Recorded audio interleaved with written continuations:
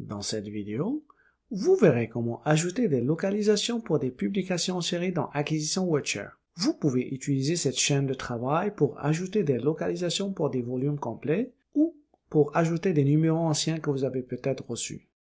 Pour les abonnements actuels à des publications en série imprimées et afin d'effectuer le suivi et de réclamer les numéros, ainsi que de les relier ultérieurement, vous pouvez vous référer à la capsule « Gestion des numéros de publication en série ». Comme exemple, nous allons ajouter des localisations aux deux volumes de cette publication en série. Connectez-vous à WordShare, puis allez dans le module Acquisition pour chercher une notice pour ces documents dans WordCat. Cliquez sur Recherche de documents. Ensuite, cliquez sur le menu déroulant Index, puis sélectionnez l'index ISSN. Inscrivez l'ISSN, puis cliquez sur Chercher. La recherche a donné 15 résultats. Vous pouvez utiliser le filtre à gauche afin d'affiner vos résultats. Vous pouvez également cocher Français comme langue de catalogage. Remarquez que si vous passez la souris sur l'icône bleue d'information, vous pouvez voir des informations bibliographiques supplémentaires. Si vous voulez voir la notice bibliographique complète, cliquez sur Voir modifier métadonnées et la notice s'ouvrira dans Gestion des notices WordShare. Pour commencer à créer les localisations, cliquez sur le titre. Vous serez dirigé vers l'écran Numéros qui est utilisé pour les abonnements en cours. Cliquez sur Exemplaires afin d'ajouter des localisations pour ces deux anciens volumes. Cliquez sur Exemplariser. Notez que cette opération ne sert qu'à ajouter les informations sur les exemplaires des publications en série.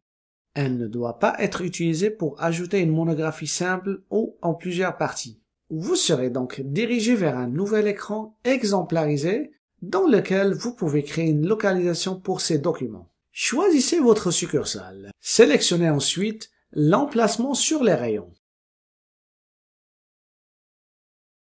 Choisissez la cote utilisée par votre bibliothèque. Dans la boîte Classification, inscrivez la cote.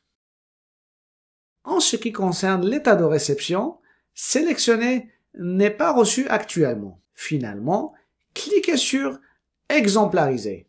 La localisation est maintenant créée. Vous pouvez cliquer sur « Modifier exemplaire » si vous voulez faire des modifications. Cliquez sur le titre afin de retourner à l'écran « Exemplaire ». Vous pouvez maintenant voir des informations de localisation. Cliquez sur « Recevoir document ». Remarquez que la succursale ainsi que la cote ont été sauvegardées. Saisissez le code-barre du premier volume. Dans la boîte Libellé d'énumération, entrez les caractères VOL. Puis dans la boîte Libellé de chronologie, saisissez année entre parenthèses. Dans la boîte Valeur d'énumération, saisissez le numéro du volume. Ensuite, dans la boîte Valeur de chronologie, saisissez l'année. Finalement, cliquez sur Ajouter unité de périodique. À présent, nous allons ajouter le deuxième volume. Cliquez sur le titre afin de retourner à l'écran Exemplaire. Vous pouvez désormais voir des informations de localisation. Si vous cliquez sur l'exemplaire, ce dernier devient surligné. Vous pouvez également voir la localisation ajoutée pour le premier volume. Cliquez sur « Recevoir document » une deuxième fois. Remarquez que non seulement la succursale ainsi que la cote ont été sauvegardées, mais le libellé d'énumération et le libellé de chronologie ont également été sauvegardés. Saisissez le code-barre du volume numéro 2. Dans la boîte « Valeur de numération », saisissez le numéro du volume. Ensuite, dans la boîte Valeur de chronologie, saisissez l'année.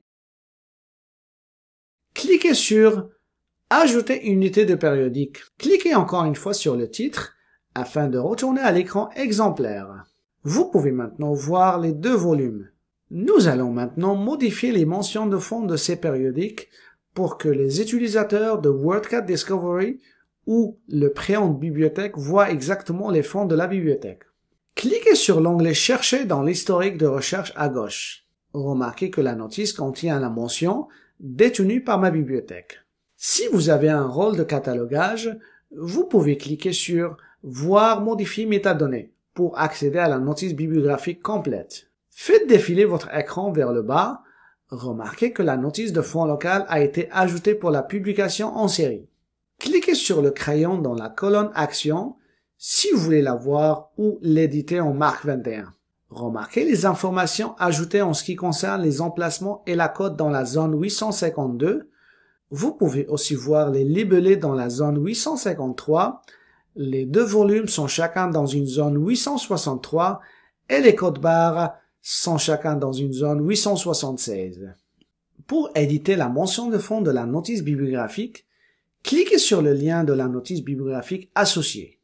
Ici, vous pouvez voir que la mention de fond par défaut est « Fonds locaux disponibles ». Vous pouvez la modifier en cliquant simplement dans la zone de texte et en tapant la mention de fond souhaitée ou en utilisant l'outil « Créer mention de fond automatisée » et le système suggérera une mention de fond basée sur les notices de fonds locaux associées. La mention de fond doit refléter l'ensemble des fonds de votre bibliothèque, y compris toutes les notices de fonds locaux pour tous les emplacements de votre bibliothèque.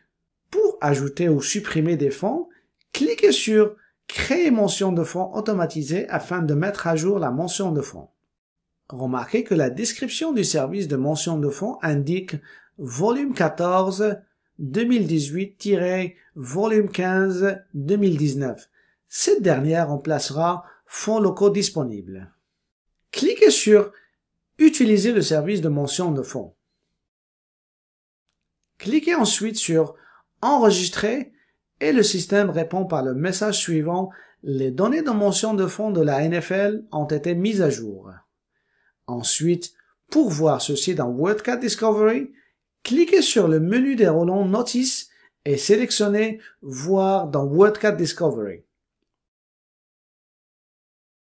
Vous pouvez voir la notice complète du périodique indiquant la mention de fond, l'emplacement et la cote des volumes 14 et 15.